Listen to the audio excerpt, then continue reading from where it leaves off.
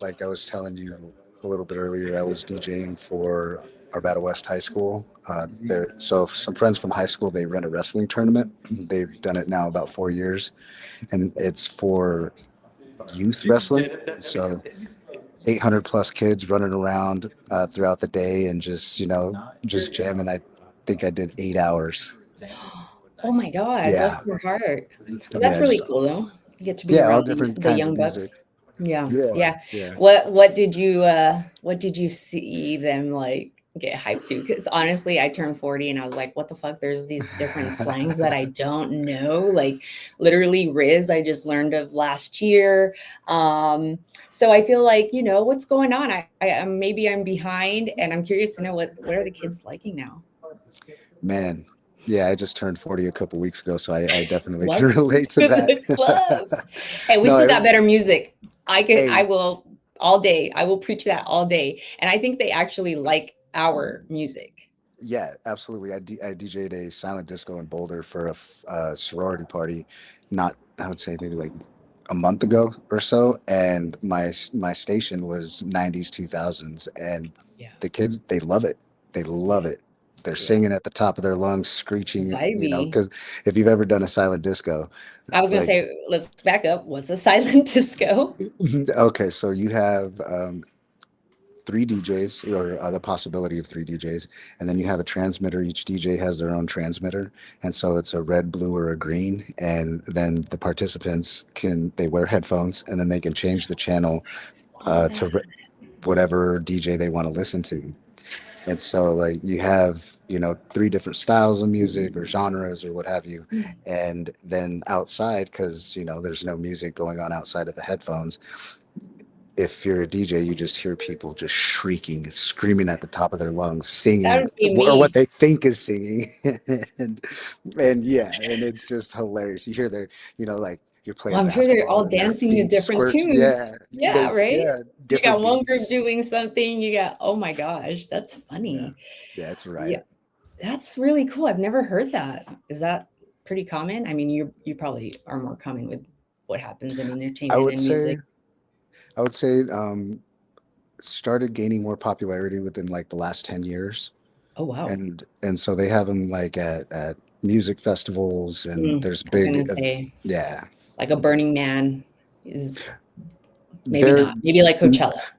Yeah, yeah, like silent discos are mostly side stage kind of Yeah. stuff. And then if you have like a specific event for it, because you get, sound snobs that love their Mm. big giant sound, and they know everything, the ins and outs of all of the how many hertz and how many everything, you know what I mean? And so it's like you can't please everybody, but for the most Yeah. part, yeah.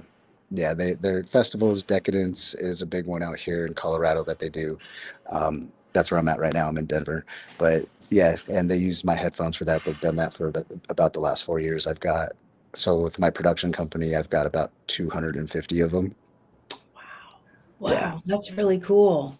I wonder if we'll have to talk. You have to get the kids on this. I think they'd be really good for like autistic kids. I mean, obviously some don't know, can't wear the Right. headphones because like my son, he doesn't like to wear headphones. But like the vibration, I've seen some of that too, where Hmm. people are doing, they like meet up somewhere and everybody's got like Yes. headphones on. Yeah, the whole vibe.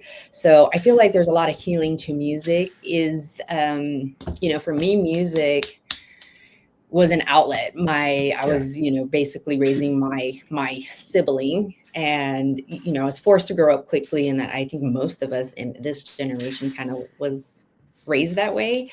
And so I think anytime I had, maybe some challenges going on in my life, music was it. Like I could lock myself in a fucking room and listen to.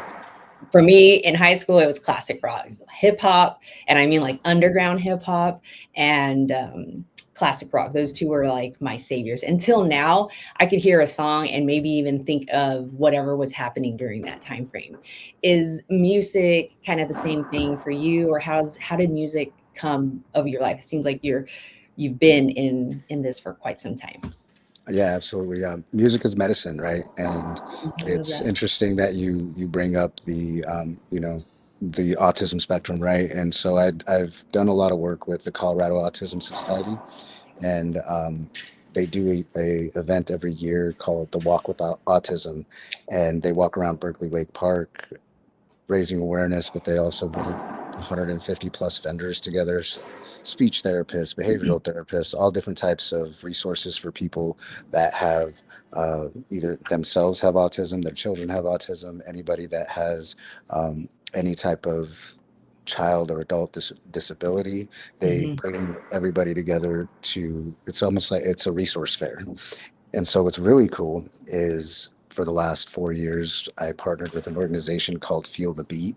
And what they do is they created this bone conducting technology that allows anyone with hearing impairment or that, well, any type of like disability or anything like that to Right. actually feel the music. So they feel every note, tone, vocal at a different vibration.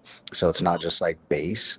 And so what we do is we set up a silent disco and we plug in the floor. And so the kids can come in and they throw the headphones on. We're playing music, and then the floor is playing the same music as the headphones. And so it's really Wow. cool to watch. It's so cool. Like some of the kids, like you said, they don't like stuff over their ears or anything like that. But the ones that do, you almost can't get them off of it. Oh, They're dancing and they're sitting on the floor, standing on the floor, dancing on the floor, and it's cool because you get a different feeling in your body yeah, if you sit, lay, or stand on it. I bet. You, Mhm. yeah, and so we've partnered with them for the last 4 years, and the kids seem to love it. Adults love it too. I mean, like I just want to sit there myself, and No, feel yeah, for everything and just sure. vibe out. It's I would say it's almost similar to like for therapy, for occupational therapy, they can try to do a vibration plate. So feeling that vibration plate helps them regulate, even if they're having kind of a bad day and they're, because it's like a roller coaster for them. They tend to lay down on the floor to ground themselves. So that makes like all the sense as far as having them be able to have the option of either hearing it or being able to feel it. Because I think for most autism, which like the majority of the spectrum is sensory issues. Mhm. And I think, that's genius, giving them the opportunity to experience that and feel excluded, I mean included, because there's a lot of exclusion for those people who or families that have a special needs child because they can't go. Like, I named my son Colt literally was because I can't wait to fucking yell his name down a football field. One syllable, just fucking Colt.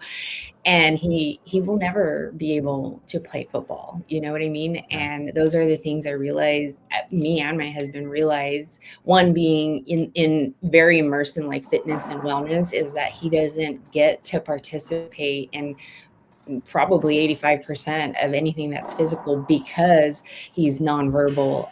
Obviously, we're hoping that that's going to change and he's going to be able to find his way of communication. Right now, he's doing really well with his ACC and sign language. So mom and dad are also having to learn sign languages. Nice. So, I don't want to cry on here, but it's everything for me to meet people like you who take the time to do that for our kids. So Yeah, thank you. absolutely. Yeah, yeah. I mean, it's all in how they're communicating with their environment, right? Like it's not a disability. Autism is not a disability. It's a spectrum of the way people interact with their environment. And so once people understand that and are aware of that, it's just different forms of communication that you know that they have. And so like honing in on that and figuring it out is the journey. It's a part of the journey. But the first step to, just from my experience and just being involved and learning from the kids and their parents and the people that curate these events, it's all on how they interact with their environment. And it's just different. It's not bad, it's not good, it's different. And so Yeah. you know Yeah, it's a good thing I've always embraced my uniqueness. I've always been told I'm different, and little did I know God was going to give to me a kid that was going to be very different. And I think if it wasn't for that grit that I've already built in myself, knowing it was okay to be different, knowing it was okay to be unique and kind of like really flourish in my unique ways, makes me a better like autism mom. But there is some people are aware of it, some people are not, but more things like what you're doing and immersing yourself around those communities is everything, because I think our world needs it. There's been a surge of autism in the past, I want to say decade, if not 20 years. So we're seeing more, and I think a lot of millennial parents are experiencing it, and we just don't know what to do. So hearing that you guys are part of that, you don't have anybody in your family or anybody that has special need or is special needs or has autism, do you? No, I don't. I recently, well, in 2020, my brother, he was thrown from the vehicle, and he unfortunately he's a vegetable, and so that played a little bit of a role in how involved I got Yeah. with everything. And so, but no, I don't have anybody like he's he is, the only person that can't really function or communicate that I have in my family. But as far as like autism or anything like that, and honestly, I don't even know how I fell into it. I was going to It ask just, how yeah, did I the don't know. universe works in mysterious ways, and I Yeah, think yeah. everybody has a purpose. God, I'm a believer. I was raised Catholic, rebaptized myself Christian. I'll probably rebaptize myself again, who knows? But I got to rebaptize my other two kids. And I truly believe that like he sees everybody's heart and he knows their intention, and that he will put you in places that you are like, I have no clue how I got here, why I'm doing this, but it's been my life. And you tend to like, I think even Steve Harvey talks about this, like the things that you do that come natural to you, that's part of your skill set, that you're not having to put a lot of effort on, are gifts from God, like how you find your gifts from God. And I think for you, music has brought you probably into many different rooms and have met different people. So I'm curious to know how much music has been part of your life as far as growing up. I think I shared, for me, teens music was everything for me. And then you now evolving as an entrepreneur that has a business in music, entertainment, and in the cannabis space. That's a lot. I mean, for me, honestly, it's all intertwined. If you've been part of the culture, I would say definitely very aligned. Your purpose is aligned with your skills. So I do love that about you as well. Thank you. Yeah, I appreciate that. As far as music, like just being I've got recordings from my grandparents, because they used to have my grandpa with the big old video camera on his shoulder, coming around, and we would perform, and we would so they Good old got me days. yeah, got me up there as a little tyke, We need Wild those Wild videos. West, and rapping and just You'd doing, be posting dope life. stuff. Yeah. And using my hand and all the whole thing. But yeah, so just the music's always, been a part of my life. My dad really wanted us to play some sort of an instrument, and so like in the early stages when we are with him, piano. I dabbled a little bit in piano, and I really Wow. liked it. I enjoyed it. I couldn't read music for shit, and so most everything that I would learn would just be by ear, and it wouldn't take me too much. But then, you get older, you start doing sports and doing other things, and so like that kind of went to the wayside. But as far as like music itself, I'm a big like proponent of lyrics and message, and Mm, what people are saying and how they're saying it, and so like a lot of um, a lot of music with message. So Rage Against the Machine, System of a Down. I seen System in Amsterdam one year, which was pretty amazing. damn. A lot of old school hip hop, like real hip hop, right? Like not rap, but that old school boom bap before industry really got a hold of it, and kind of turned it into a Diddy. propaganda Just machine. kidding. Well, yeah, exactly. I'm all Diddy. Just kidding. Exactly. Well, I mean, because the original tenets of hip hop, like peace, love, unity, and having fun and respect, those are Mhm. the pillars, right? And so when you have the creation of it and what it's derived from, and then you have, white executives coming into the space and turning into a tool to fill the prison system, and that's literally what it was designed and used for when they started like really promoting hardcore gangster rap and some of these other things. And so like going from the empowerment of people and the empowerment of black and brown communities to perverting our communities and promoting the lifestyle of greed, the lifestyle of some murder, the lifestyle of all of these things that yes are definitely a part of the struggle and definitely a part of hip hop and aren't to be taken lightly in a sense of when it's portrayed, but it's how they're portraying it, right? And it's what type of message is being pushed, and how did they decide, hey, we got a prison industrial complex that we're trying to fill with y'all, with us, Hmm. and that's a very, very real thing, and those are very real meetings that occurred throughout the birth of hip hop or rap, essentially, and is continued to this day, right? Like the school to prison pipeline, the message within the music, and now we're getting into like vibrational messaging, and we're getting into like um, how to manipulate the vibrations of the music in which you're projecting out to induce certain reactions and feelings and behaviors within people, because that's what music does. And so, yeah, just music with a message, with a positive message, with a message of empowerment. And I like my ratchet shit as well, I was but just gonna ask you your thoughts on, yeah, it's shit hard. like Megan Stallion or what is it, Sexy Red. Um, I mean, I'm not listen, gonna lie, man. for music, for hip hop, for workouts, I'll be right. That do not pick up my Yeah, it's headphones. up. You will think I Yeah. am ratchet as fuck. But I'm not gonna listen to that with my daughter in the car. You know what I mean? Right. Like there's Right. when you talk about messaging, and I think you're to what you're saying as far as what resonates with me is like everything we consume, including music, is what we kind of like spit right back out to life. So if we're listening to ratchet shit 24/7, that's I feel like maybe low budget music. Not maybe I don't even know anything about the budget, but it to me it feels just kind of like what I would hear from everybody else. It's just maybe a different tune. And even some of the beats to me kind of sound the same. But if I were to listen to, I don't know, the shit that we used to listen to from, ratchet times, I guess would have been like what 112 for us, singing about fucking peaches and cream. That's as ratchet as it got.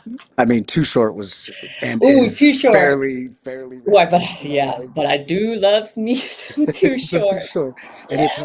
it's hard, right? Like Yeah. because we wanna have a sound mind, right? Sound heart, and yet those things, for whatever reason, speak to us, and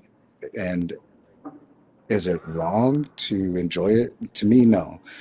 What I think is needs some adjustment is how those things are delivered in the places in which they're delivered, right? So you have a lot of money because like the way that people are getting famous, yeah, some of them are skilled, but I mean, Sexy Red, Megan Thee Stallion, like that's they took an image of what they wanted to portray and then they gave it to somebody and the industry packaged it, put money behind it, pushed it, and it are influencing people to listen to it. Like without those influences, I truly believe that the majority of people that like rap and hip hop would go to a more mindful, conscious type of thing, even without getting, too, hippy dippy or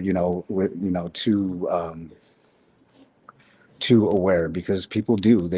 Music is also used to turn your brain off, right? To Yeah. to relax or to do something else. So I think though when the focus becomes the ratchet shit and the murder and the drugs and the cars, clothes, and hoes, and all the Yeah. and Yeah. all the bullshit, it really creates an environment where you know it's popular, not necessarily because it's good. It's popular because there's a lot of money put behind it. And again, tinfoil hat, which isn't really tinfoil, is the reason is to fill private prisons. The reason is to Dumb us down, can right? dumb us down and to keep us killing each other, and that is the Yeah. crux of the situation, Mhm. to keep women, like I'm all about empowering women through music and the empowerment of women through music, especially in rap and hip hop, because that was never really, it was very few and far in between, right? As far as like rap and women in rap and hip hop. And then there's also the misogyny that goes along with it, and just the the male persona and projection of what it means to be a man within rap and Mhm. all of these things, right? But it literally changed multiple generations from like what it means to be empowered as a woman, what it means to be empowered as a man. Is empowerment really out there shaking that ass everywhere with nothing on? And is that empowerment? I'm not Right. a woman. I don't know. Right. So that to me is Would you how, wife a woman that does that? you know, I'm I believe that if that's what you want to do as who you are, I'm nobody to judge. You do the damn thing. But if like me personally, if I'm not out there. Let me tread lightly. Just I say love it. AD. I love my ratchet shit, but at the same time, no, I'm not taking you home to my mom. I'm not in it. And If I my think mom, women need to hear that yeah, because yeah, today it's exactly what you're saying. There's a misconception to being an empowered boss ass bitch and then being you know if you don't show a lot you can still be a badass empowered bitch, and I've lived by that. Half of the time you'll probably see me in big ass oversized tees and big ass sweatshirts. I've never felt the need to show my tits. I mean, obviously there's a time and a place. If I'm with my husband, I may just dress up because I'm with my husband, you know what I yeah, mean? yeah. But a lot of women today, and I know I'm gonna I can get shit for this, of which I'm not surprised, but they've kind of extracted what real femininity is today and is like kind of bundling it up with this feminism thing, and it's the total opposite of what women actually fought for prior. um and second to that is just understanding that there's all types of different women, and nowadays I feel like you can do it all without having to sell, I guess, your body for someone to actually take you serious. I don't know, just for me it's I don't women want to be treated like a queen but don't act, or they want a king but don't act like a queen, and I'll preach that to my own family members that kind of have kind of like this like weird hate for guys, and I've seen it kind of grown in the past 5 years of this like male toxicity. And it's like if you have a strong man around you or in your environment that still believes in like old school values, and I'm still very old school value wise when it comes to man and women. And it's just kind of changed, and it's I've lost a lot of friends from just being this bold as far as what I believe is a true empowered woman in today's world. uh Coming from a man's perspective, I'd love to hear your insight on that. I would say that when when dealing with the dynamics of like what's a man and what's a woman, and especially in today's society, like there's a pendulum, right? Like everything, unfortunately, it goes one side and then it comes back, and it never really stays in the center. And so like you have extremes on both ends. It's like, okay, from a male perspective on males. You're a man if you could chop wood and go kill a deer and do all of these, bring home the bacon, and then that makes you a man. If But you're yet, living in Tennessee or like right, but I Wyoming. mean Yeah, all yeah, those yeah. things, like you're True. able to take care of an entire family in today's economy by yourself. Like and these ideas, are there because at a certain point in time it was the way the economics work is the possibility of worker in a household taking care of an entire family was real. Like Mm-hmm. you could afford to do that. The wife or the woman could stay home. And it's been my experience that you're getting, regardless of who stays home or who does what, right? In the household, if you have a parent that is present, in the household, your kids are going to more than likely turn out to be pretty all right.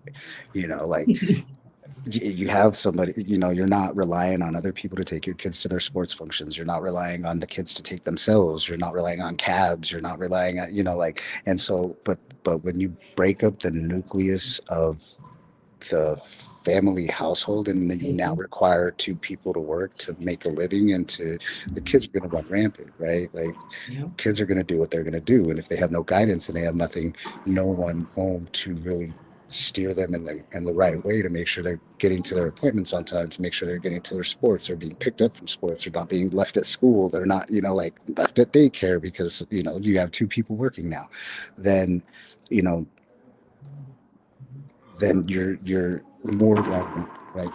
And so the requirement of two people to work is really what has broken up the household. And I think in a Mm-hmm. lot of spaces, in a lot of aspects, women have been asked to not asked have been forced to carry the burden on both ends, right? Especially within our communities. You have 1 in 4 Mm-hmm. black men that are in the prison system, 1 in 9 Hispanic people that are in the prison system. Growing up in an area, in a space without a father figure in the household, then you have women that are single moms that are taking care of their boys that are trying to teach boys how to be men, but they can't.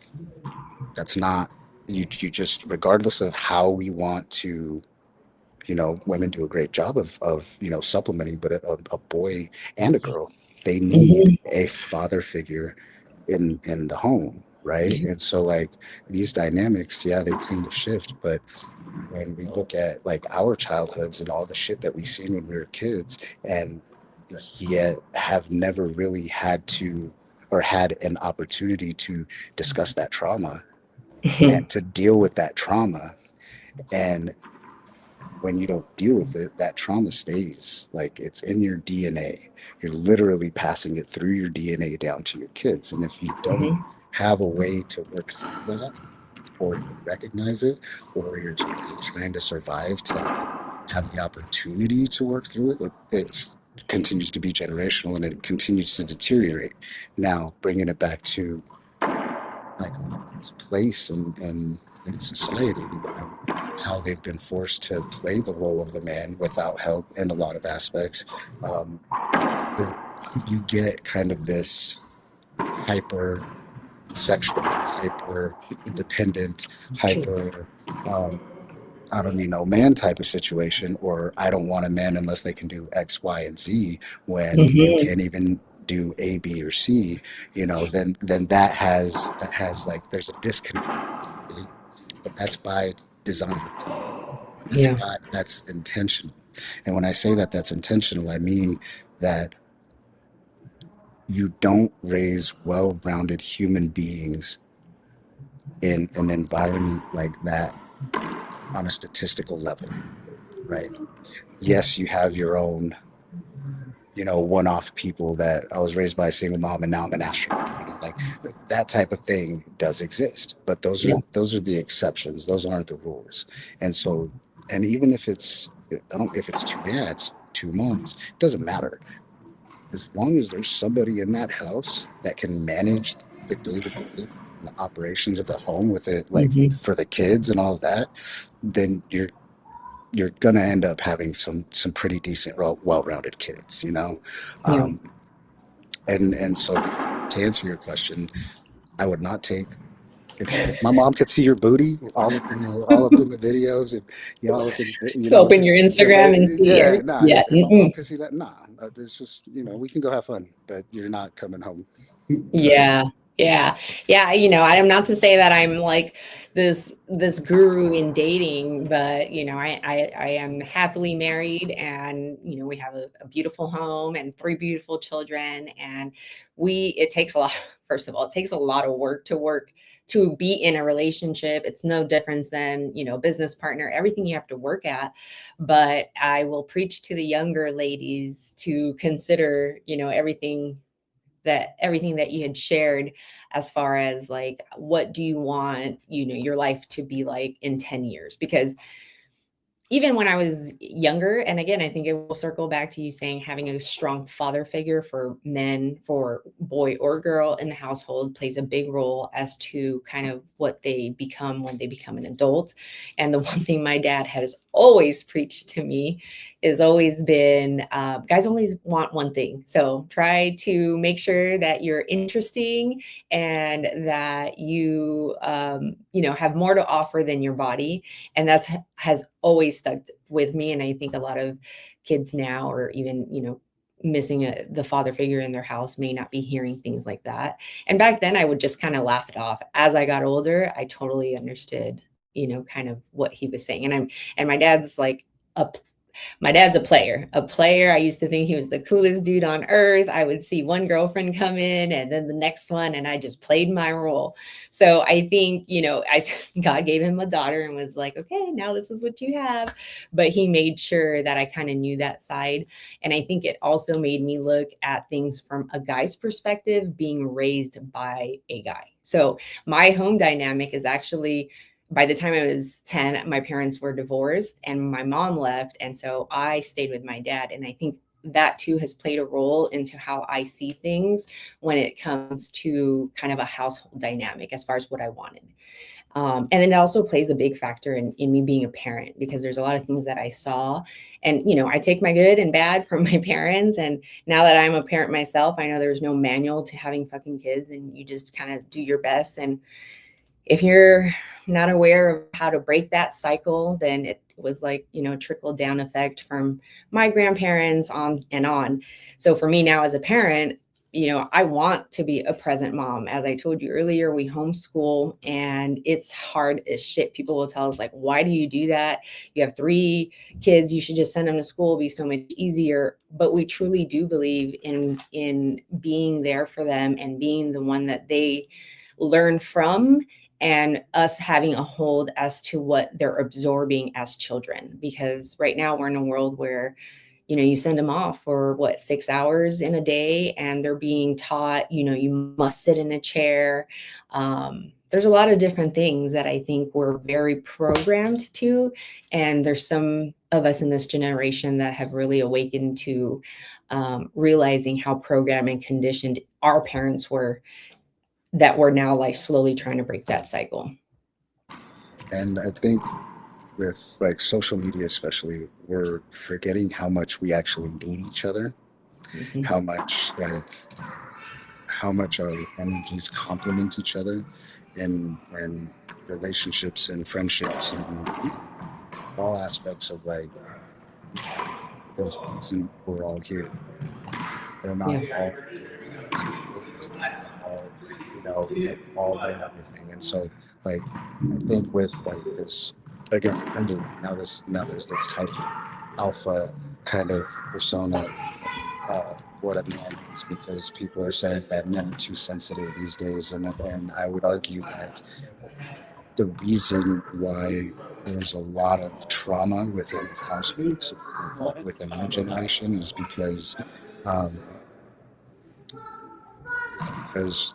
like our dads were hard-asses, and they didn't take the time to gauge their emotions or work through any of their emotions, learn how to speak to the kids, or Before taking just the and taking into consideration like the way that speak to someone, actions. And so like there's definitely a disconnect on the idea of what it is to be a man and a million different things. But to me, for either sex, it's about emotional intelligence. How do you communicate? How do you ask questions? And most importantly, how are you communicating when you're younger, aging, when you're that point is because I'm sure you don't have kids. I have my It youngest sounds like sibling you do, though though. It would be a my great youngest sibling deal. is like 10 or 11. She's 11. And so, but it's like, how do you communicate effectively without violence, without abuse, without all of these things, and working your way through that, because we were never taught that. Hmm. We were taught to score home right on the top of the head if you're acting up. You know, we were taught, like chancla. It's like a Yeah, boomerang. just a You fucking know, eye. Like, oh, yeah, fuck, that means yeah. when we get home, it's Ojo, on. ojo. And so it's like how and then if you really want to like take it even further back, you look at chattel slavery. You look at all of the haciendas that were down in Mexico and Latin America, which was the same as chattel slavery, where the hacendado is consummating your marriages for you. Mhm. And so like generational trauma that actually is inbred in our DNA, to where we're still learning how to deal with those emotions and move through them while in an environment that is not conducive to the betterment of our Yeah. Yeah. they say, they say we're all equal, yada yada. Mhm. It's like we know that we're a part of that equation in the way that Mhm. so until we evolve, it's going to be an uphill battle learning these things. For shit's sake, we didn't health insurance. Who am I going to go talk to about all this shit? Like, I don't have a Yeah. therapist, you know? Yeah. Yeah. You know? Yeah.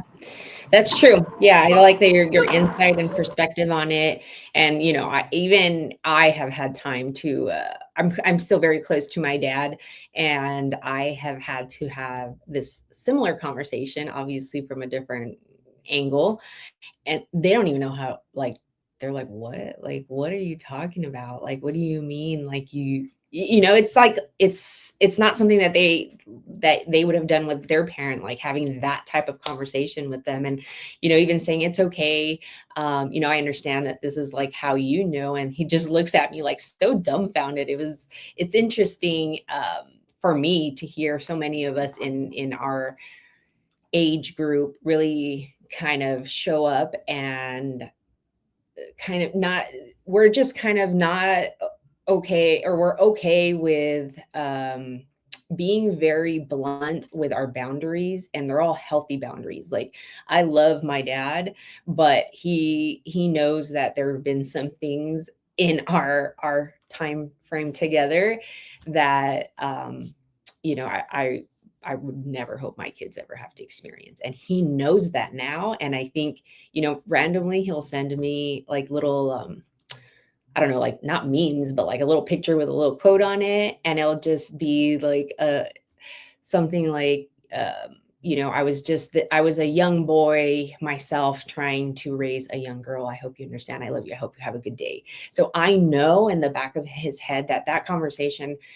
opened maybe his eyes up to how he was as a parent, to where if I never had that conversation, he probably would have just gone about his day. And I'm just that kid in the family where I'm very open with, okay, if you want to have this conversation, as now that we're both adults, let's have it. Because there's a lot of questions, why you're this way or that way, or maybe for me, I do things different as far as like being traditional. Like, my family expects us to have a birthday party for my child and do that whole thing because that's what we did. And even if the family members don't see each other all year long or check on each other or any of that, but then that one year or that one moment, you invite everybody and have a big party. I've changed that. And my whole thing is, and it falls into anybody that I give my energy to, is if it's not reciprocated back, it's really hard for me to give that back. And it comes down to my children. So as the grandparents, if you're not spending time to check in, not on me, but on my children, to see how they're doing, or, hey, can I come visit? I don't go out of my way to invite them to something. And that's just kind of, and I don't, it's not just me. I'm seeing most people that are our age who have families. There's even a trend, I think, on TikTok and Instagram where it's like millennials are known now to have like no problem cutting off family, and like there's no grandparents really involved in their life anymore, because that's the parents that we had that weren't very involved in our lives as parents. So now as grandparents it kind of shows. And so I think for me it's all about breaking the cycle. I know you said you don't have kids, but now as a parent, for me, it's about breaking the cycle. And then I think for you, if you're around youth, I always tell people who don't have kids, if you have an opportunity to be around youth, those are your kids, because God's putting you in places where you have these, I'm sure you have opportunity to speak to them on all different fucking subjects of life. Yeah, and so I have a question for you, and I completely agree with what you're saying. Um, how old were you when you processed all of this, and then you actually went to your pops and you forgave him? Because here's the thing: is like babies having babies, right? Like Yep. my mom was young, my dad was young, and then not realizing that until later on in life, after you've experienced like life came and smacked you in the ass a couple of times. It was like, oh shit, I get Yep. it now. I get Yeah. it now. So how old were you when you 27.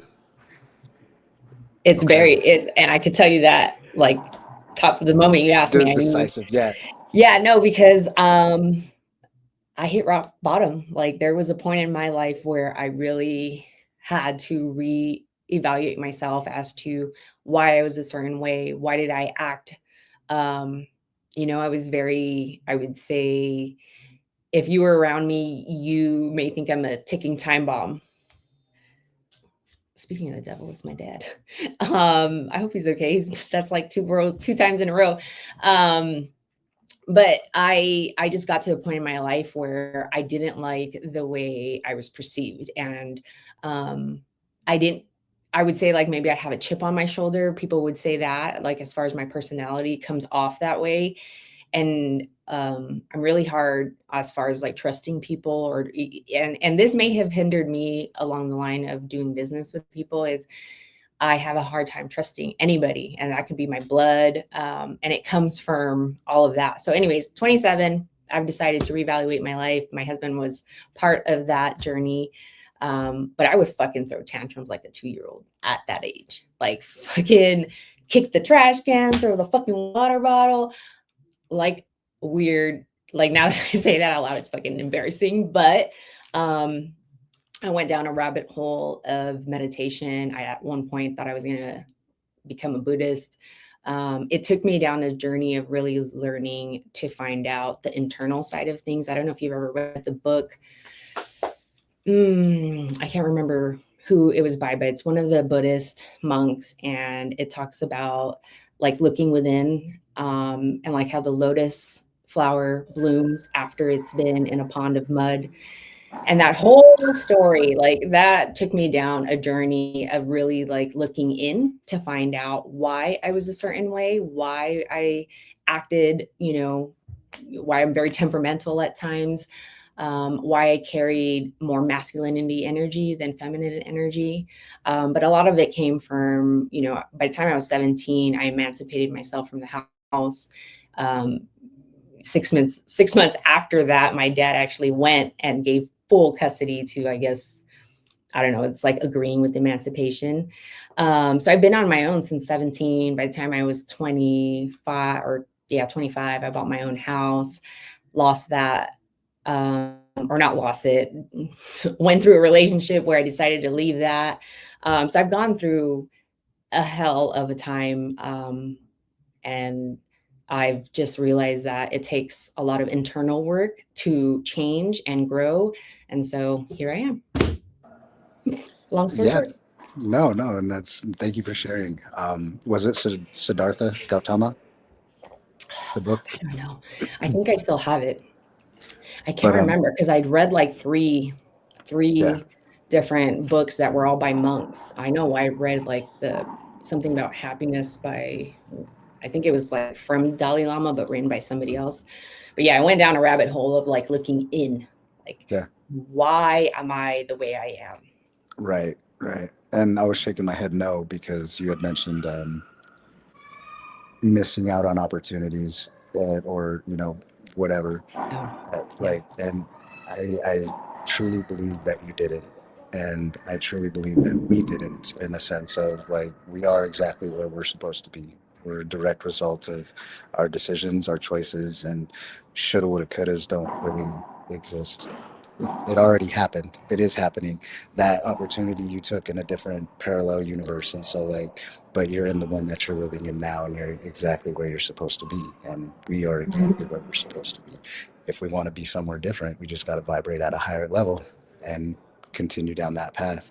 So we're interchanging through these realities um, in every single moment of our lives. And we get to decide which reality we're going to be involved in through Mhm. actions like meditation, through um, our higher vibration, right? Like through our God self, right? And people get that twisted when I say that. It's like, no, I'm not saying self God. I'm saying through our God self is our aspiration on a higher being, an omnipotent being that is light, love, compassion, that are all of these things that we as humans fall short of, but yet continue to try to strive for, right? Mhm. That's the reason that's the reason God exists, Yeah. is for us to try to Oh, emulate, I'm is for almost us, said it. yeah, it's for us to, that's the reason we created God, right? Or the Yep. concept of it, because like we can say in our faith that the creator was always here. However, the first person to say it or write it down was a human. Mm. It was a human being that gave relevance, that gave, because at the end of the day, religion is how we ought to live and how we ought to treat each other, right? Mhm. Because there was at some point in time where people were just offing each other for food, or I'm going to take Yeah. your family, I'm going to take your land, or and so like Right. the creation of religion is just really how we ought to treat each other and live.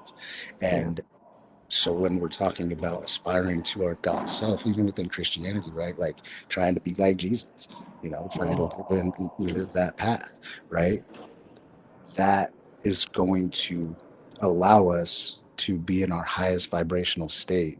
That is going to allow us to be receptive to the give and take of life, right? The power of giving and receiving. Like you can't be a Yeah. give because you're going to block your receivership. You can't be a take because then you're swaying the balance of those gifts, Yeah. right? And so if we really look inward at who and what is the person that I want to be, and how do I want to portray that in reality and everything that I do, knowing that I'm going to fall short, but also Yeah. continuing to strive for that, not perfection, but for that beauty. Mhm. That's to me where I've been able to really start to manifest my life into, like, I love my life. I love my Me life. too. I know it sounds And bad, but y'all gonna hate it. We love our lives. yeah, I mean, I've done so many freaking cool things and been to a lot of cool places and experienced things that like a lot of people, haven't. Yeah. And I'm fortunate and I'm blessed in that. But I also understand that one, it doesn't come by yourself. I am a I am a culmination of my community. I am a culmination of anybody in my life that has ever taken an interest, that has ever taken a chance, that has ever bought one of my products, that has ever hired me for an event or a show. I am a culmination of my community. Mhm. And my successes are social. My successes are a result of that community, my lessons are mine, Yeah. right? Hmm. I don't say failures. I don't believe in failure. You only fail if you quit. There, there, there are things to be taken away from not from a situation not working out the way that you thought it would or the way that you hoped it would. But then that's another underlying thing that should be at the forefront is not having expectations. You Yeah. know, like that to be able to release all Mhm. expectations in life, you then release that blockage that you have internally, that blockage that you have, because the universe is a mirror, right? It's going to mirror Yeah. back to you what you put out. And so 100%. if you're putting out, doubt, if you're putting out, and it's neither good nor bad, right? So if you're putting out and you're projecting doubt, that's what it's going to give to you.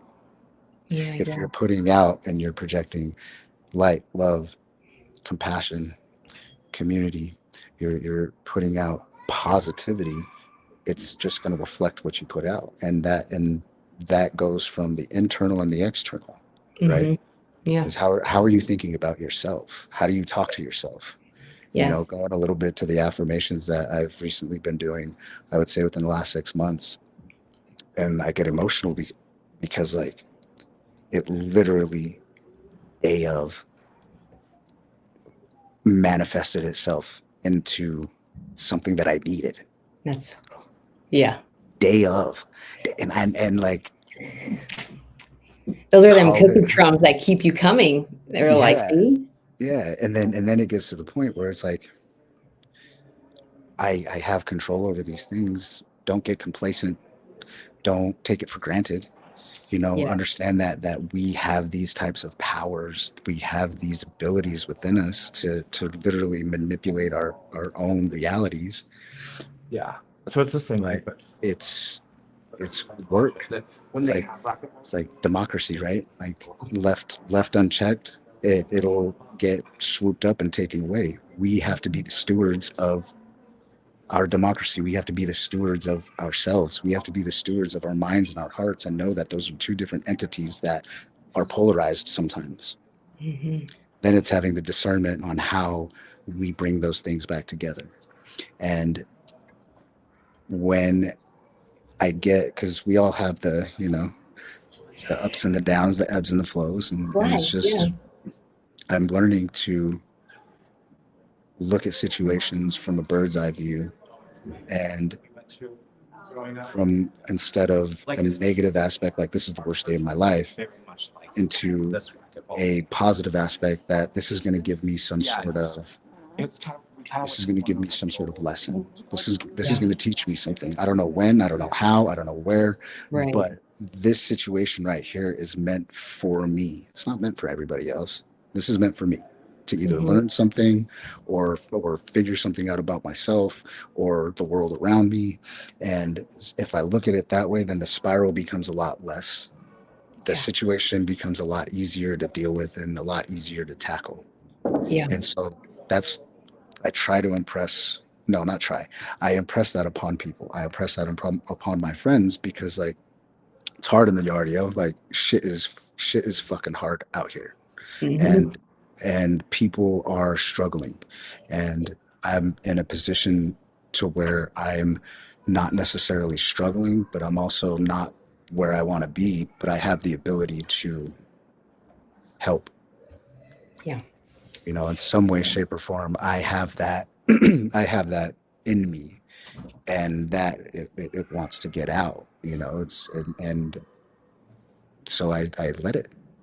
Yeah, no, I think it's important because, like they say, who you're around is who you become, like 95%. So I don't want to be around lazy fools. I don't want to be around negative, mindset people. I want to be around people like you who are well spoken, who have gone through some sort of diversity in their life and understand that there's the ups and downs.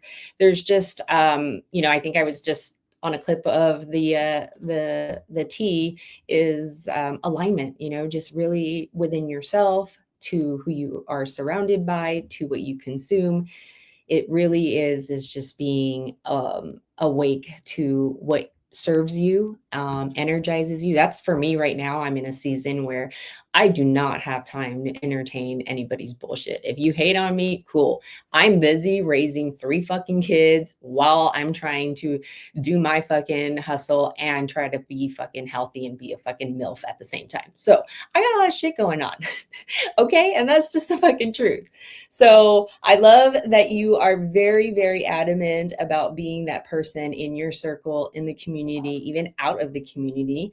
I feel like it's definitely going to spew into even your involvement with the organizations, with the autism, the youth, you being able, you talking about, being around the same people. Your community is who made you, and who you are is all part together. I think you said that the homie that brought you on to do the event was somebody you went to high school with. Is that right? So see, Yeah, things like yeah. that, it's rare. You're 40, you still have that connection.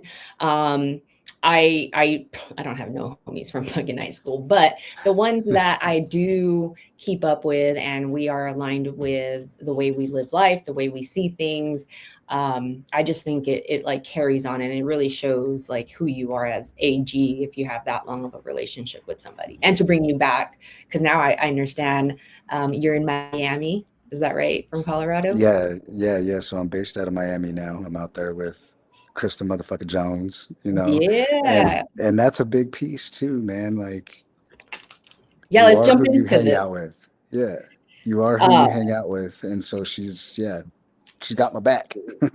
No, I love you guys. Like you guys, I'm so glad that Brian introduced us. I mean, I met Sandra and Krista. It's been almost 3 years now. And then I got to meet you in person last year at MJ Biz. And then this year we actually got to hang out for a little bit and shoot the shit. So Yeah. things like that means everything for me. As far as finding people within our community, I say we all love weed. I had to learn this, is that we all love weed, but not everybody is aligned as far as like how we move. And so finding where you fit best within our own community and who you work best with, I think makes a world of difference, at least for me. I don't know if that's how you feel. Because I mean, I'm in California, maybe Colorado community may be different.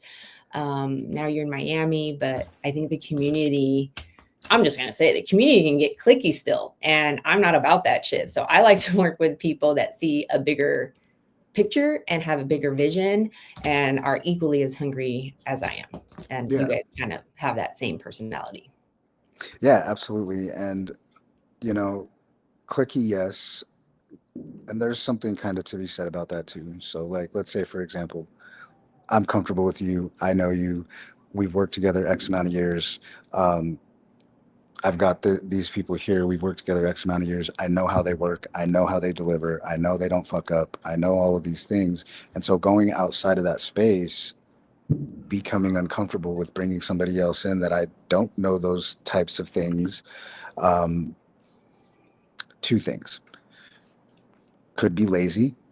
People could be lazy to not invite other people in, and they could have invited other people in before and they got screwed over. So 3 things. Or, they didn't do their research, right? So if you're bringing somebody else into the fold, do your research. But again, going back to too lazy to do that, then they just kind of stick with their own little circle of Mm. people, and that's how they move. Now, yeah, I completely agree with you that it gets clicky. I would say that those are some of the reasons. But when it comes down to like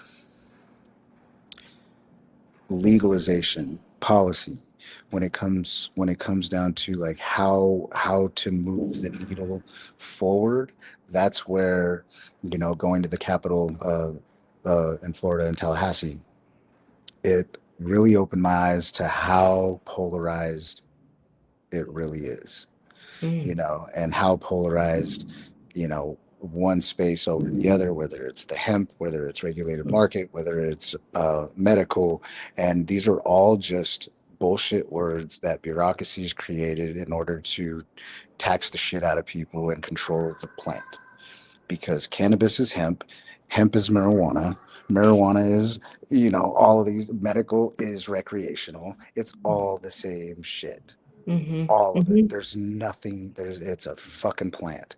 And when they divide it up like that, like it's the old, It's the divide word and conquer, salad. Mm-hmm. divide and conquer, Yes. you know.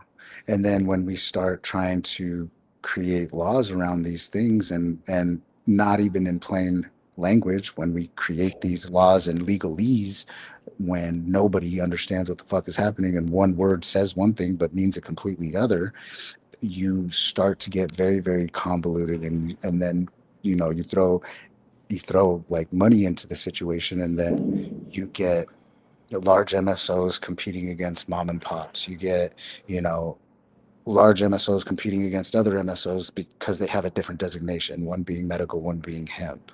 And, so like it gets to be overwhelming.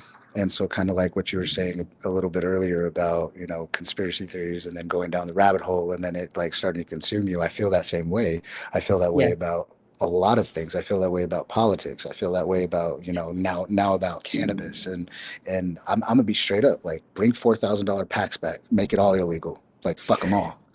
You know what I mean? Fuck taxes. Yeah, Fuck all these. till they're They getting, don't. yeah, we're a ping pong. I said it, I think to somebody just recently. I feel like we're just a ping pong ball just being passed around as far as being the cannabis, left, right, politics is in between, and no one's winning on in this side of the game. And yeah, it's pushing people to go back to the old days. Oh, And I mean, there are it's definite already there. winners. Yeah, yeah. There are definite winners though. It's just not us. And traditionally, it hasn't been us, right? Like the working class people, entrepreneurs, the people that actually run the engine of the economy, um, are always left in the dust. Doesn't matter. You look at deschedulization and how everybody is or excuse me, rescheduling, and how everybody Mhm. is so excited about it. And to me, it's the worst fucking thing that could have happened. And I may be misunderstanding it. I may be misunderstanding the way that it works, but a Schedule 3 drug there's a prescription required for that. It needs to come from a doctor. It needs to Yep. come from a pharmacy. Yep. Dispensaries are not pharmacies. Hemp Nope. shops are not pharmacies. Mhm. Fucking none of these people are doctors. And Mhm. so when Or you know, farmers. ju- So or you're gonna get farmers. subscribe some what synthetic fucking marijuana. Right, right, exactly. And so like let's play this whole thing out into the future. Like how I'm of the opinion that if it's coming from the government, it's a lie. Always. Always. Because there's so many different like We don't situations at even play. see the Yeah, real deal. I right. mean, they don't Yeah. even see the real deal because the big guys behind those big guys are the real guys. Right. The Right. deep guys. The pharmaceuticals. Yeah. Pharmaceutical companies, Yeah. for example, the alcohol lobby, um, the The ones wine no one lobby. knows who they are, but their money and they follow the money, right? The Right. checks are being Yeah. issued to the parties that's Yes. And willing to and push. they're the same parties. And then they're Yeah, the, they're the exact same entities, the same, and we're left paying for it. us people. Yeah. Yes. Yeah, Yeah. We're all of left us. we're left footing the bill for it Yep. without the benefits, and so there are, because that's what capitalism is, right? Capitalism requires winners and losers. Hmm. That's the nature of the beast. And we know who the winners are. We just aren't, as a population, willing to accept the fact that we're the losers, because nobody wants to be a loser. But Hmm. if you could be making 100, 150K, 200K a year, you're still on the losing side. Oh yeah. You're not in that upper echelon. You may be more comfortable, but like, And more that's money, going more to depend on problems. what state you live in, because 150 in Cali is Nothing. nothing. It's just still, me and my husband, we make pretty damn good money, and we are not even close to living comfortably. Like, oh, I could, go on trips whenever I want. And yeah, the whole idea of us working to live, it's like we live to work. Like that's Mhm. our motto here. And they like us that way. That's why when I said they want to dumb down, they want us to be like zombies. They want us to eat shit, which is why, that's a whole different subject. But Oh yeah. my God, I mean, so I got my degree in horticulture. And so, yeah, Oh, I love that. we can go down that rabbit hole because I was just talking to my buddy. He's the VP of the Green Latinos. They're a nonprofit organization out here that I do a lot of work with. And talking about how seed companies like of Monsanto and all that, they're injecting the seeds, like they're growing the seeds with pesticides already inside of them. And so like that's a big problem because leaky gut didn't exist 50, 60 No. years ago, Mm-mm. you know, and there's the shit that's in Roundup is literally meant to explode a bug's stomach. Yeah, and that's what oatmeal That's what is it all. Just so you guys know, that those that are thinking oatmeal is healthy, check it out. yeah. Their fields are known to be sprayed with the most amount of pesticides. And And it's where do these crazy. pesticides come from? Like they come from petrochemical companies that were doing bombings in Vietnam. Like DDT was like a byproduct of the Vietnam War. Like the war stopped, they didn't have anywhere to place these chemicals, and so they started putting them on fields because it kills everything. And they're like, "Oh, this is Mhm. great." They're putting. Oh, I've seen some crazy ass old school shit on DDT, and like they're putting fucking like in their hair like as a gas and all over their bodies and all of these things. And it's like, you know, sugar, sugar. Like Hmm. how long have they known that sugar is the real like Problem. problem? Yeah. And there's political campaigns around it. Mhm. There's actual marketing campaigns around it when they first found out that sugar was really the issue. Right. And it doesn't matter. Cigarettes, they used to pimp off as being healthy. Like Right. they know, and they being the government and the people that run the government, they know.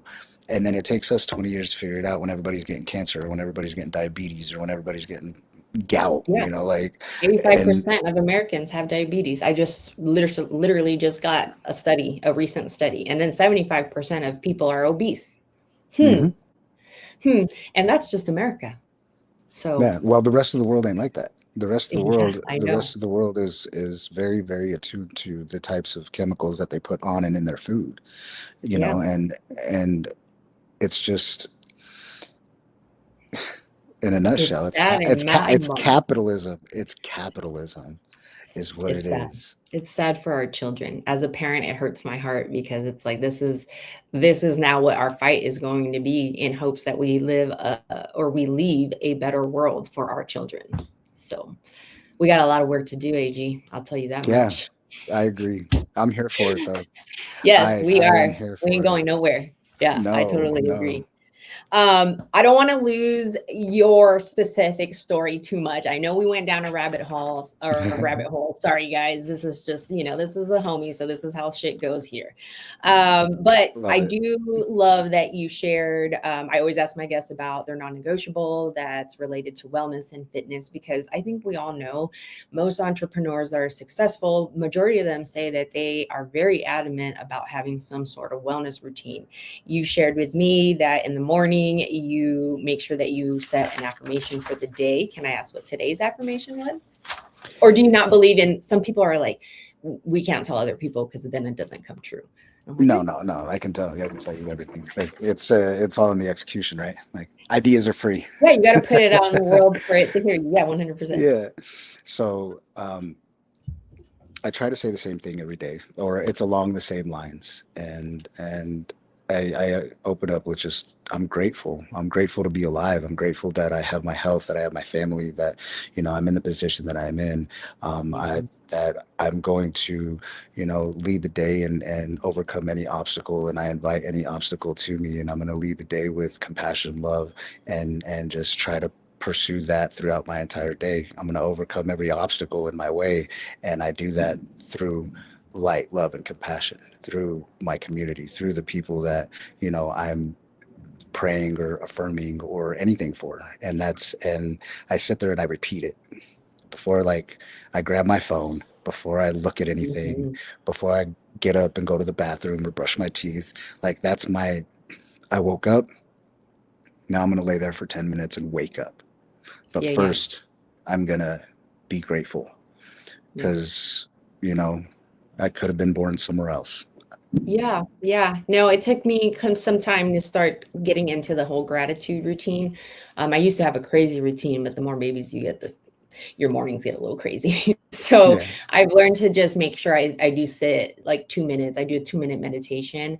Um, Half of it is a prayer meditation, and the rest is me literally just thanking God for anything. It could be as cozy as this little blanket I'm wearing, like things, the smallest things that you would take for granted, like running water, or like I said, a cozy blanket, hot, warm socks, things so small that could be gone in a heartbeat. So I think, you having that approach to life as far as being very grateful is also the way that the universe repays you. I think Gary Vee is pretty big about making sure we give the gratitude to those who deserve it. And majority of the time, it's just out in general. So the other thing that had me fucking rolling was you sharing when I asked, what does your nutrition look like?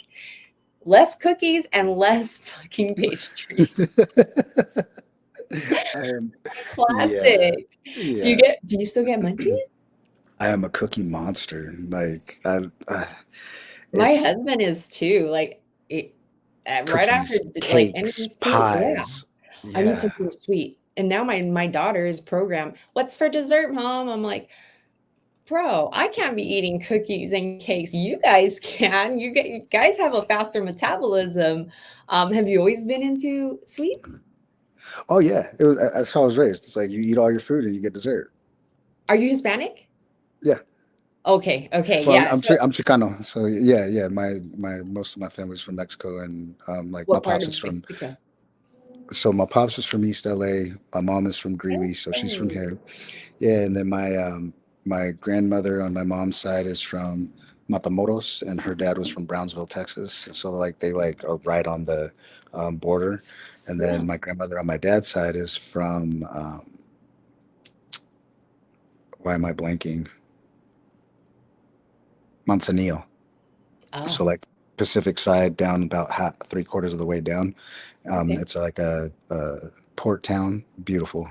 Yeah, beautiful place. And then I don't know where my grandfather's from. He's from Florida, and so he could have been Cuban, he could have been Hmm. Dominican, he could have been something. But Yeah, my grandfather that I do know is, I mean, he's amazing. He's just an amazing man. He's from Walsenburg. I And love it's that. crazy. Walsenburg is in Colorado, right? It's like a little southern town. But his family, so he's now 92. Oh, His wow. dad, yeah, his dad was 101. His grandfather was Mm. 100 or just Yeah. shy of 199. And Wow. so his family has lived in Colorado and Walsenburg longer than it's been a state. Oh, wow. Wow. So that's your native grounds, really. Yeah. Well, his, but Your I bloodline. no, he's not my biological. Oh, okay, okay. Gotcha. Yeah, yeah. So my other grandfather that we don't know about or really talk about You're is right. from Yeah. Florida. Yeah. But yeah, so like I learned that recently from him, and he sent me, or he pulled out a stock certificate from an oil company from 1902 Oh my God. that he's like, oh, I have this. I don't know if there's anything I can do with it. That company is still around. Oh, shit. Oh, Yeah. wow. So I'm trying to Interesting. figure out if there's I anything was that he going to can say, do you with it. checked on that? Yeah. Yeah, yeah. I'm trying to figure out if there's Like anything he can bonds, do with right? it. But I guess it would yeah, have accrued interest over time. it was for 150K in 1902. Yeah. So like Check his on that. story is insane. His story is like is wild. But yeah, I'm a pastry. I'm a pastry, and Me I love too. And apple what turnovers. And do you make them yourself? oh God, no. Oh, Well, I'll make cookies. You yeah, know, cookies. Yeah, homemade I cookies. mean, if I can get him to Like the regular oven cookies before. or like fucking, special cookies? Both. Well, no, just regular cookies. But if I can get them to the oven, otherwise, like I just eat them raw. You're like my daughter. Stop eating Yeah, I that just fucking eat it cookie raw. dough. Okay, cool. I love fucking pastries. Have you ever had a turon? No, I don't know what that is. It's a Filipino pastry, and it is very similar to like an egg roll, like as far as what it looks like. But on the inside, it is a jackfruit that's fried with the same kind of like wrap a egg roll would be, but it's then caramelized. So if you like pastries, it's got that sweet, savory. I don't know if you like tropical fruits, but I'll go ahead and text you my address. I was gonna say one of these days we're gonna have a potluck and we're gonna bring Let's all go. the Filipino treats. Yes. No, I'm a huge pastry fan. Like I don't really care for cookies so much, but like pastries, flans, anything in like baklavas, like something not that you can just pick up. I'm kind of weird in those ways. So yeah, I can respect that. Do you guys like flan? Do you like flan? Some people don't like flan just because of the I texture. I like it. I'm like on and off. It has to be made really well. Like Oh, yeah, that yeah, it is has to true. be made right. And so like sometimes it's a little too sweet for me. But Oh, okay. Because there's Mexican flan and then there's Filipino flans, and I don't know what other culture makes flans, but they're two different flavors or they taste differently. They almost made the same, but taste differently. yeah, Any pastries from a specific country that you like absolutely fucking fell in love with? my Obviously, my fresh. buddy makes really good baklava, Oh, and really? he's from Lebanon, Oh man. And and you know that's his not supposedly that's not how you say it. Supposedly, I can't remember how they said it. I guess you don't pronounce the K. baklava. Yeah, that sounds more like it. Mhm. But yeah, Because no, that's just fire. That shit is fire. Thank you for sharing that with us. Do you include any cannabis or functional mushroom in your like morning routine, or maybe before you work out? I know I've seen some of you kind of working out is like a boxing. Maybe you're doing some running as well. You do a variety of different type of physical work, but do you include either functional mushroom or cannabis before you work out?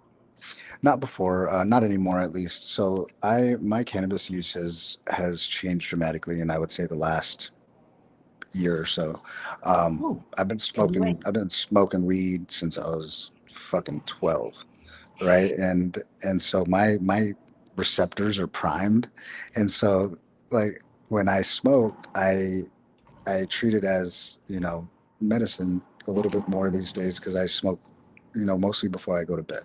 If I'm out and about with people, social setting, and they're people I know, then yeah, I'm down. I'm down to smoke a little bit, a lot of it, whatever. But like if I'm in a professional setting and I'm trying to network, Yeah. I just I don't anymore, and it's more so because I become like more introverted, or because like you're sitting around, everybody's smoking in a circle, you're having a conversation, you're trying to network, everybody's talking about shit, and then you're like, you have something to say, but then you don't want to interrupt, but then like it's 10 minutes later and you want to say that thing, but then you That don't want to shit be don't weird, pass and then already. you're just like distraction over here and just like, what do I do with my hands? I'm gonna go sit in a corner, I'm gonna watch you guys, and I'm gonna be high. Like no. Yeah. Yeah, my And so husband like tends to say the same thing sometimes. Like depending on the setting is how yeah, much he'll smoke. The yeah, environment, I should definitely. say. The environment and like the purpose of my time, right? So Yeah. if I'm there to network and I'm there to meet people and I'm there to do those things, like I will do that, and I'll wait till I get home, Yeah. and then I'll smoke, and because if I do it during like the day too, I get a little bit more tired because that's kind of like my body is in that routine of smoke bed, smoke bed kind of thing. Hmm. And Yeah. so functional mushrooms I was taking for a little while. I was in like I was doing like micro The microdosing. microdosing, and it helped for the time period that I was going through some shit, and it helped. But like mushrooms and I have an interesting relationship. Like when I trip, um, I I push that shit down for a reason. I'm not trying to bring it back up when I'm partying with people, Yeah. like all Yeah. those emotions and all of those things. It's like very, very real, but I'll pass. Yeah. No, it's been years before I just take a whole mouthful of mushrooms and just be like, fuck it, let's see what happens. Back Yeah. in high school, I was like, fuck yeah, I'm down. But yeah, now as I've gotten older and a little bit more just conscious of my being in certain rooms, I have and my own expectations of myself. So like you said, and I think it's just an awareness that I've learned to have as I'm getting older. Like, what kind of woman do I want to be in the room? What do I want people to say about me when I'm not in the room? And those are the things that I always think about. So if I am smoking all day long, like, for MJ Biz, we're there all fucking week long. And I'm, smoking from 8. By the time it's 8 p.m., I am just ready for bedtime. And, the parties don't even really start till 8 p.m. Of course, it's Right. Vegas. So I guess you're supposed to be up. But no, I can appreciate that. I think we're being a little bit more intentional with how we use Right. cannabis. And then we're a lot more aware of our bodies as well. So having the twofold, I think is crucial the older you get, especially if you want to be successful in this space. You want to make sure that you're able to function and speak to the right people and say the right things. So I would not want, for somebody to be like so stoned out of their mind and then come back, or they wake up the next day and are like, fuck, I should have never said it. Actually, now that I'm saying that, I know me personally, I can recall a time I went to a cannabis, it was like an event before a big trade show. So how it's like everybody meets up at a restaurant. I got sloshed, dude. And this was prior to me no longer drinking. I no longer drink alcohol. It's been 3 years coming July, I think, of not any alcohol whatsoever. But one of the reasons is because of that. I just recalled, like, I just didn't like the way I act or presented myself. And when I was more coherent the next day, I just felt like I did not present myself the way I wanted to. And since then, I've been like, well, I don't need to be drinking when I go to those places because of shit like that. And if I personally don't know my limit, then I for sure don't need to take anything at all. Did you ever experience something like that to where you're like, you know what? From now on, when I do networking, this is how I'm going to move. Oh boy, did I ever. And it usually stems around alcohol consumption, and um, yeah, just not one. Just it's that Oh, feeling when yes, you of wake course. up. It's that feeling you wake up and you're like, damn, I know something happened. I don't remember what it was, but it doesn't feel good. Let me start calling everybody like, Let me look at my yeah, yeah, phone. What yeah. happened Let me look here? at my Like, text is there message. Who did any, I? yeah, Yeah, any pictures possibly of what may have yeah, happened? yeah. And so Okay. yeah, and just being out in Miami actually seems kind of a little counterintuitive, but I've definitely like scaled back my alcohol use and all of that just because I've been grinding, like just between all of the events and working with Krista and the highly connected, like we've been on our grind, and so there's time to do it, but it's not necessarily where we want to be in a sense of the next day, how like I present myself, what my schedule is looking like the next day, and staying active, healthy, and going to the gym and making sure that all of that, because you know for myself, I drink and then I get lazy the next day, and if I drink excessively and I'm hungover, then I don't want to do shit. Mm-hmm. And so then that starts affecting everything down the line, from my workout to my morning routine to my just vibration of the day. Yeah. And so while I love, enjoying a drink every once in a while, I've definitely Right. scaled that back until I come to Denver and everything's free and everybody knows me and they want to Well, hang out, and I'm like, hello, fuck. AG. Yeah, I'm like, damn it. Just one. You do the trick where you like sip and throw. Yeah. And throw the fucking drink. No, I love that. I think again, it's just coming down to you being a lot more intentional with your purpose and awareness. Let's talk a little bit about, you shared a little bit about your background, but let's talk about AG prior to doing all of this. You are a native from Colorado, or were you Yeah. born somewhere else? Yeah. Okay. I was born in Colorado. Cool. So tell us, we'll just start with, tell us who Adrian is, and then what you built. And we'll kind of break it in from there. Yeah. So I'm an entrepreneur. I am a community activist. I am involved in several different industries and just layers of community building, of entrepreneurship, of business development, brand development, and I'm also a DJ.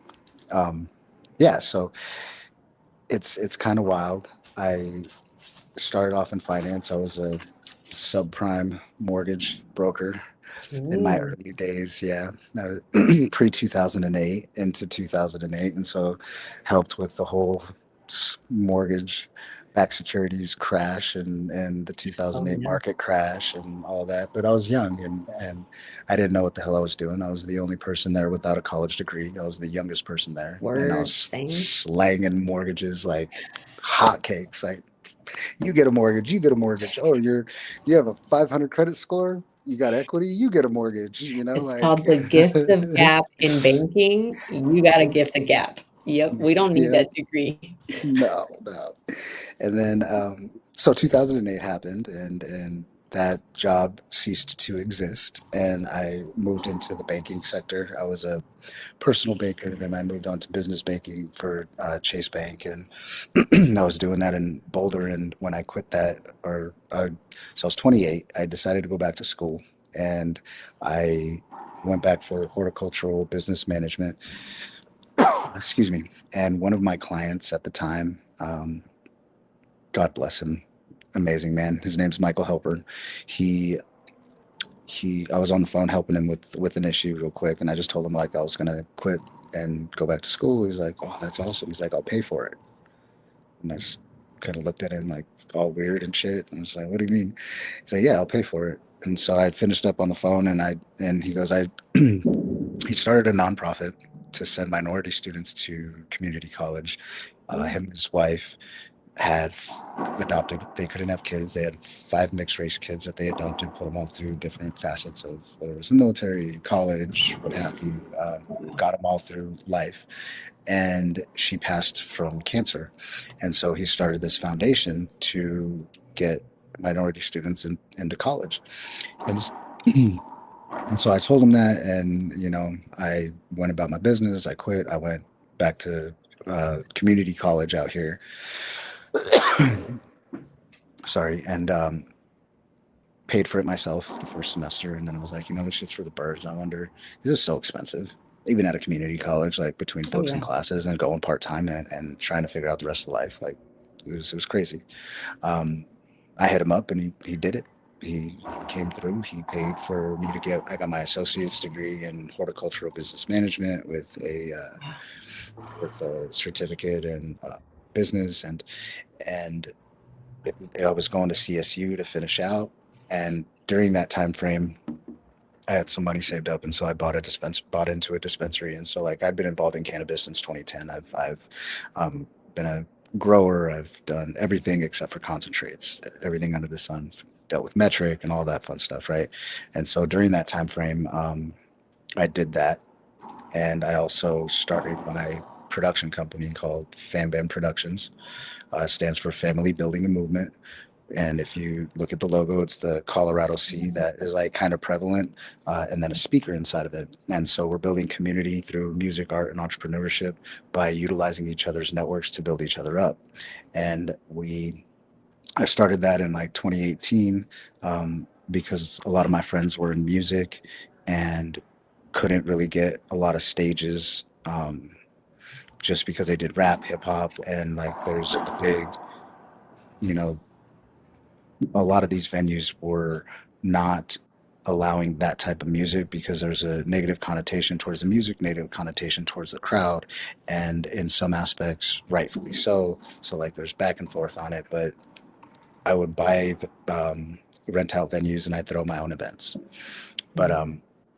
so all of that was all happening all at the same time. When I was finishing out my degree up at CSU, I bought a car. It was like the second week of school. I bought a car to a different car to commute back and forth. The day I got it, I was T-boned in a hit and run and fucked my whole shit up. Like I couldn't finish school, I couldn't retain information, I couldn't like it was just fucked up. So I got him his money back, and I was like, thank you, I appreciate you. Oh, You're an angel, wow. and thank you for this. And I just took myself down to the entrepreneurial route more so. Um, I was still doing the dispensary and growing and all of that, and then a little bit, I would say like 8 months into it, one of the owners of the building had a brain aneurysm and she had to sell the property. And we were in Gilpin County. They had a moratorium on any new builds. If we burned down, we couldn't start again. So like the license was just gone, Oh like my overnight. gosh. Yeah. Wow. Yeah. And so the dispensary was gone, all of that kind of like done. School was done. I did the entertainment thing, and that's what I'm saying. Let's go back to $4,000 packs, because that's what got me through a lot of life. Yep. But I was fortunate enough to house in that time frame, and so I was secure in that aspect.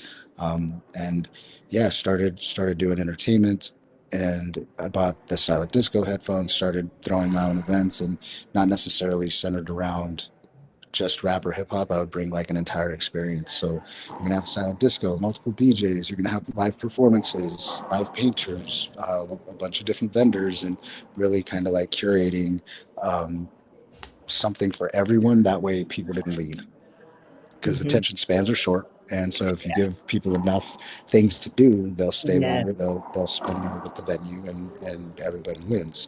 And Right. so, I did that, and I'm still doing that. Um, and then COVID hit. Well, 2020 hit. Yeah, that was COVID. Fuck. Yes, it was. So that hit, and I decided to start a shisha company. My business partner, his name's John L. He invented a cannabis shisha. And so he formulated it. He worked on it for a long time. The shisha is what goes inside of the hookah. Oh, Yeah, it's not, it's not flavored tobacco? traditionally it's tobacco and nicotine. Okay. We make ours out of hemp. He made his originally Oh, out of that's cannabis. so that's why it's called shisha and It's called not shisha. Mm-mm. tobacco. Shisha is the proper term for it, whether it's hemp or Ooh. tobacco. Yeah, Oh, okay. Good to know. yeah. Gotcha. Shisha is the overarching term for stuff that you put inside of a hookah. Okay. Okay. Good Yeah, to know. and so I used to he, fuck with those hard. I used to have all yeah, types of them. and you'd get dizzy, you'd get a stomach ache, you'd get a hangover, Get like because fucked it's up. yeah, it's Yeah. nicotine poisoning. And Okay. if you're drinking, it's even worse. Oh, So, and yes, and that's what we were doing. yep. And so our product completely eliminates that. And so yeah, I started a sharing a hose company, sharing smoking company during COVID. And that could have been the best move, could have been the worst move, who knows? We're here right now. But Yeah, yeah. um and so we started that in 2020. COVID hit. I had During that time frame, I partnered up with a venue, and so I was doing like this community space where we would throw events. We had a recording studio. We had That's dope. an art studio. It was freaking awesome, and it was the result of a church going under because they couldn't gather, um, and they lost all of their people that were going to the church, and they couldn't pay for it, and so they asked if we could do stuff there to pay for it. And at Yeah. that time, I had been doing a lot of community events and involving, myself and Fam Bam and other things outside of entertainment, just more like community building, volunteer work, that type of thing. And then when COVID hit, we had to shut our venue down, and so I just leaned heavy into the community aspect of it. And so we partnered with the city of Aurora, and we did the Aurora Mobile Food Pantry.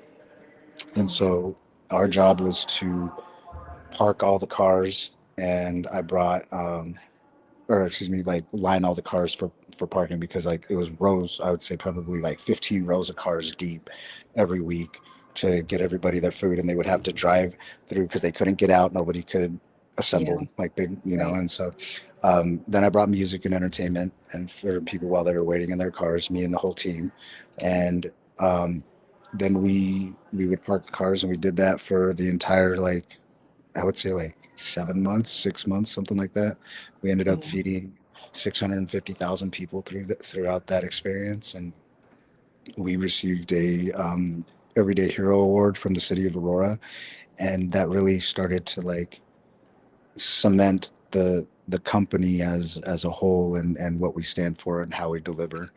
And and so that that was that was a cool experience, a cool time, in a sense of like how many people. That's how I got set up with the Autism Society of Colorado, because they just happened to be volunteering, and then we linked. That's how oh, it was, okay.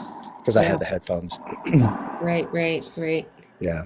And so It's COVID go. brought COVID was it shook a lot of worlds, but for the most part, it did me good. It got me out of like a corporate setting and it made things change. So hearing people's story as to what they did in COVID, I feel like it's really showing as far as like your work ethic and not really quitting on your entrepreneur journey, because it seems like Yeah. you've kind of went up, down, and you're still pushing. So good kudos to you. It's definitely up and down.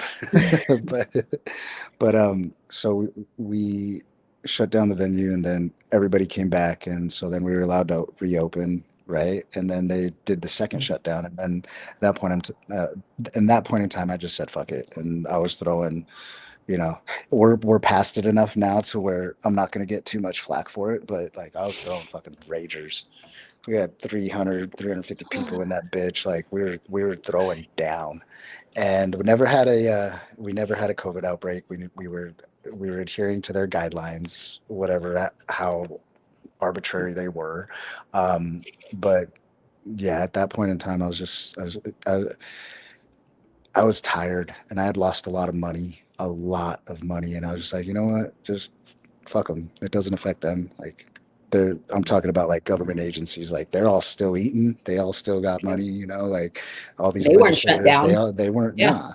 Yeah. And then you have like, what did they call them at the time? The necessary workers or whatever.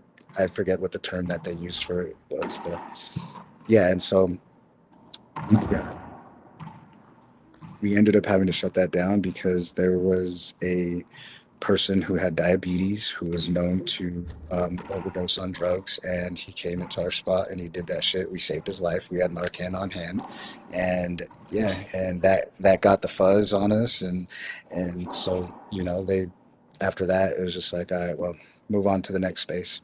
Hmm. And and then that's when I started getting a lot heavier into like cannabis events, Okay. because I ended up doing working at the marijuana mansion, and so that got me like a lot more into the cannabis space as far as like events as were Right. concerned. Hmm. And so yeah, man, did that, continued with Shisha, continued with producing events, and yeah, I'm here now. That's awesome. It's been a hell of a journey, and I always say that you had to have gone through some of that, I think, to get to where you are, because it's already written in your story. I don't know if you've ever read the book Alchemist, but there's a little portion in there that Kobe always talks about. Mug tub is like it's already written, and so you just got to really believe in what you're doing. Like if it feels right, it feels right, and when you're aligned with your purpose. And I think you kind of stuck through that no matter what life threw at you, and it's really showing. In you sharing that, you mentioned you obviously, well, you did a lot, but I do want to touch on how much the network is important and how you do events with Highly Connected, the THC fam. I know majority of you guys, I think Krista's from Colorado too, if I recall that. But let's talk a little bit about your network. You have a very diverse network, being that you have a finance background, entertainment background, and in cannabis. I mean, that's three different industries alone. So tell me how important it is for you to network and to network with the right people, along the side of obviously telling us a little bit about the highly connected and THC fam. Yeah, so the THC girls are like activation and marketing aspects to the highly connected network, and so and we joke about it all the time. Is like I'm a THC girl because me and Chris have been rolling around for the last like 2 years, heavy just around different expos and different activations. So really, her and I met in 2020. Her and Sandra Ganja actually helped with the branding and the Oh, operations for Shisha Leafa. And okay. so that's how we originally met and started doing things together and just really building that brand out and just stayed connected throughout the years, continued to support each other and do events. And within the last, I would say 2 years, her and I have really built a really good working relationship and going across country and doing MJ BizCon, Alternative Products Expo, Cannabis, like a bunch of different expos and just, you know, working together. And what's really cool is I can say previous to knowing or having any association with them, I had my path, right. I had my network, I had my journey, and I was continuing that, and I was still building and doing a lot of cool shit.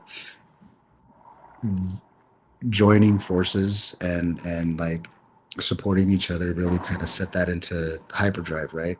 Because everybody, while there's some overlap, everybody offers different things in their networks and things that we're still figuring stuff out about each other and what we each individually can do, and who is involved in our networks that are like, oh, I didn't know, oh, you do Mhm. that, like, so those types of things. But I would honestly say that, like, I'm a walking embodiment of what the highly connected app and network and everything is, right? So I said app, right? So we have the highly connected app is a network of people, high performing people, celebrities, brand ambassadors, entrepreneurs that gather in this app to share ideas, share events, find business, right? Build business. And we have like a monthly call every last Tuesday of the month Mhm. to, again, network. And we network with a purpose, right? We're not just all bullshitting on a call. We're figuring out who does what and how we can help, how I can support, how we could all support in different ways with Mhm. the networks that we built. And so when I moved out to Miami, it was plug and play. Like, I mean, random Tuesdays on a yacht, like going to first night, going to you know a fashion show, and then, well, fashion show was secondary, but it was a product launch for Rick Ross, and being just being around and being able to utilize our networks again to build each other Mhm. up. And that's what her, Sanja, and the whole network does. Like, we support each other, we look out for each other, we give refer each other leads, we give each other opportunities. And that's really what the highly connected is about, right? Mhm. We're taking an interest in being intentional with what we do with our time, our energy, our money, and building it in a way that is inclusive of, I don't want to say all, because we vet the people within the community. And if you don't vibe, you don't vibe. Sorry, that's just what it is, and Yeah. but at the same time, it's like, if we're talking and I'm offering it to you, or I'm offering you access, then there's a good chance that I already built some sort of a foundation on, you seem like you'd be down, kind of thing. Yeah. You seem like you'd be a good fit. And I'm Mhm. actually, so now I'm doing like their marketing, like, Oh, dope. and entertainment director, right? So when we do stuff as the THC fam, a Mhm. lot of that falls with me. And so it's really cool to have a network of people that you can rely on, Yeah. and just continue to grow that. And Krista, She's She's a a light. dog, man. She's a dog. Like she gets it, you know. Yeah. And what's really cool is those types of, like, I say that I see myself in my friends, Hmm. and what a lot of my friends do and are is a hyper, um more in-depth version of a person. So like I see in myself, a lot. I see in my friends a piece of myself, but it's like on Hmm. hyperdrive. And so like with her, like the entrepreneurial aspect, the really just getting after life aspect, like I have that within me, right? Yeah. She is that on steroids. And Same. so that I can see myself in her. Like my buddy Ian, I was telling you about, he's the VP of Green Latinos. Like I see a lot of myself in him, and I can go down all my friends, and I can literally give you the specific traits that they have that I want to continue to grow and learn from and embody, because it's a part of me that is in me. Yeah. I just want to get better at it, you know, and Right. they're, you know, that type of thing. So like I love my friends, I love my life. I love, like, it's really a good position to be in. And I just, you know, during the lulls and the sad times and the times where you get down on yourself and you start doubting yourself, is the easiest, quickest way for me to get out of that, is like, yo, just be grateful. You have an amazing Hmm. life, and you have an amazing group of people that support, love you, that will, you know, that are ride or die people.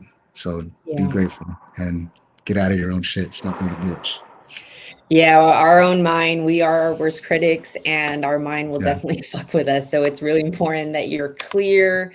Like I said many times, you're very aligned, and it seems like you know exactly what you want in life. So who you surround yourself with, what you're consuming, what you're creating is just full circle. And you could tell even when you speak.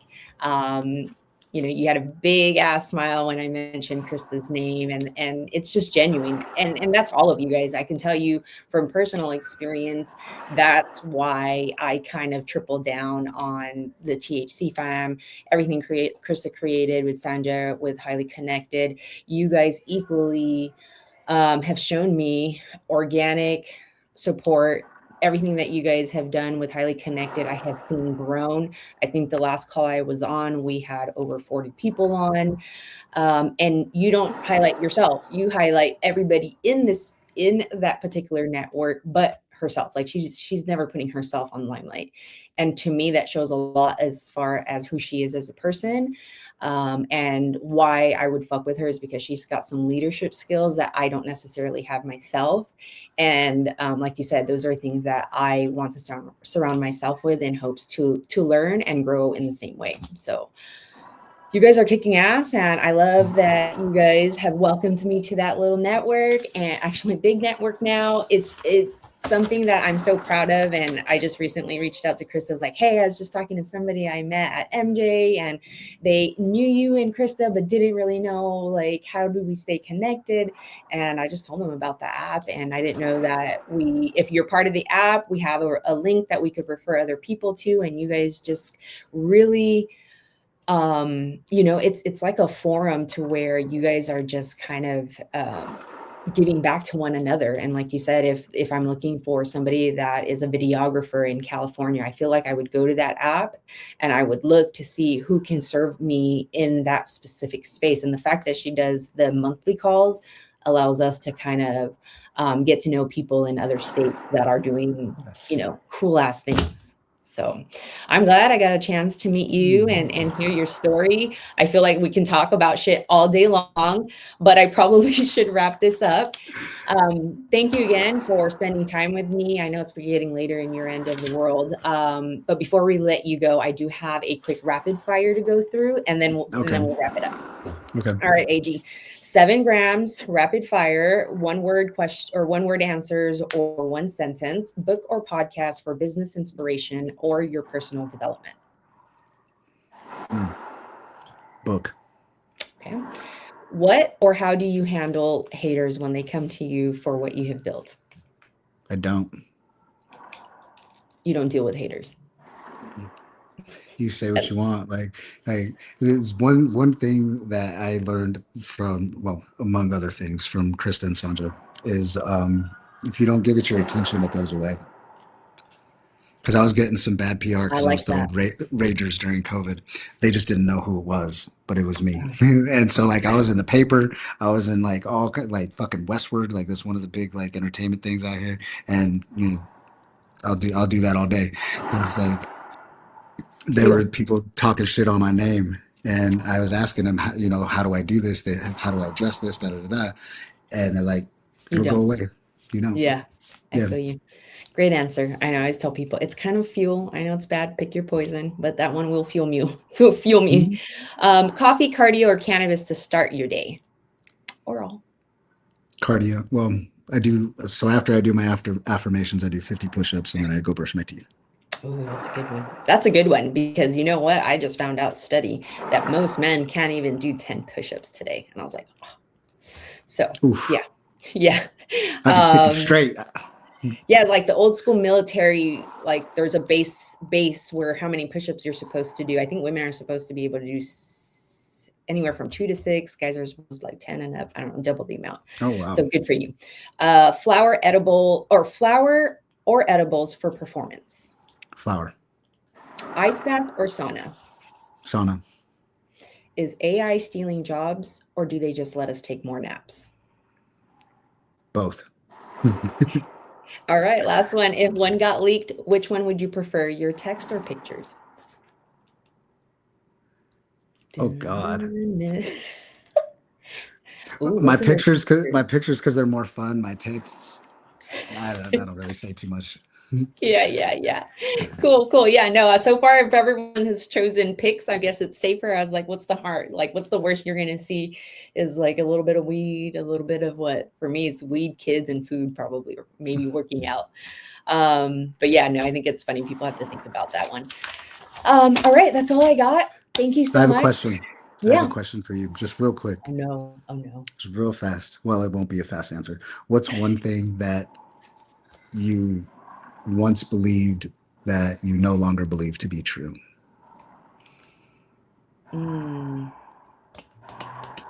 That's a good one because there's a lot, but you're right. What's one thing that I used to believe that is true?